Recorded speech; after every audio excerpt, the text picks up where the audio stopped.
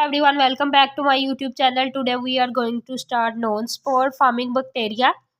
हम लोग gram positive roads पा रहे हैं जिनमें हमने स्पोर फार्मिंग जो बैक्टीरिया थे हमारे पास बैसिलस और क्लैस्ट्रीडियम इनकी बात कर चुके हैं प्रीवियस लेक्चर में। आज हम पढ़ेंगे नॉन स्पोर फार्मिंग बैक्टीरिया। तो इनमें हमारे पास दो बैक्टीरिया की कैटेगरीज आती है, कोरेनिबैक्टीरियम डिप्थेरी की और लिस्टेरिया मोनोसाइटोजेंस की। कोरेनिबैक्टीरियम डिप्थेरी की हम बात करते हैं। जो कोरेनिबैक्टीरियम डिप्थेरी होता है ये क्लब शेप होता है, ठीक है, ग्राम पॉजिटिव रोड्स होता है। इसके बाद जो इसकी शेप है ना वो वी और एल शेप होती है, ठीक है। और इसके पास ना बीडेड रोड्स होते हैं। और बीडेड रोड्स क्यों होते हैं? For energy store, high energy phosphate bonds के लिए, एनर्जी स्टोर करने के लिए इसके पास बीडेड रोड्स होते हैं। होती है अपर रिस्पिरेटरी ट्रैक बाय ड्रॉपलेट, ठीक है। ड्रॉपलेट के जरिए हम लोग इन्हें इनहेल करेंगे जिसकी वजह से हमें कोरेनिबैक्टीरियम डिप्थेरी का इन्फेक्शन हो जाएगा।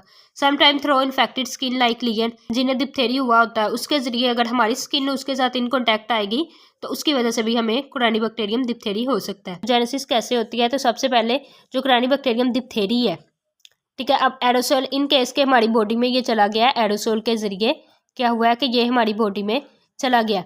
तो ये क्या करेगा? डिप्थेरिया टॉक्सिन प्रोड्यूस करेगा। डिप्थेरिया टॉक्सिन के आप दो कंपोनेंट्स होते हैं। जो बी कंपोनेंट होता है ना, B component of the toxin attach to cell host receptor.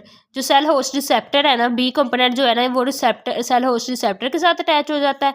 और जो ए कंपोनेंट है ना ये होस्ट के साइटोप्लाज्म में चला जाता है, ठीक है। ये होस्ट के साइटोप्लाज्म में चला जाएगा।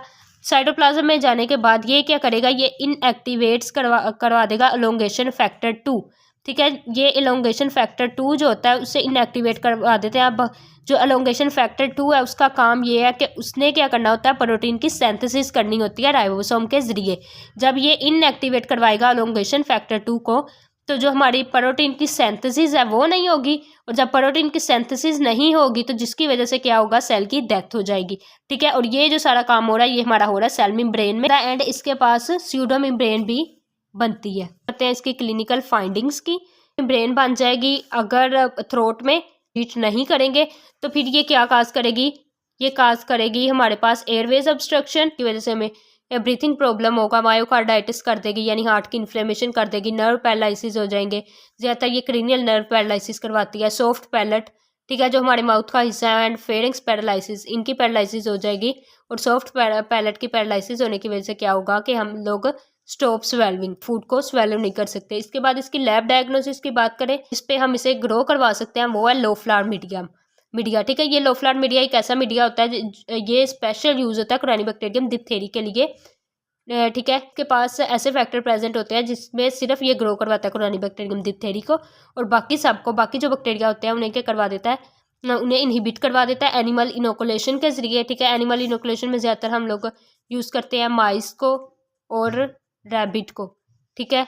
माइस रैबिट को यूज़ करेंगे और इसके ज़रिए हम क्या करेंगे? फाइंड करेंगे माइक्रो ऑर्गेनिज्म को और टॉक्सिन डिमोन्स्ट्रेशन, ठीक है। टॉक्सिक डिमोन्स्ट्रेशन हम कर सकते हैं बाय एलाइजा, ठीक है। एलाइजा के ज़रिए हम लोग कर सकते हैं या PCR इसका कर सकते हैं। Thank you so much for watching my video, stay tuned.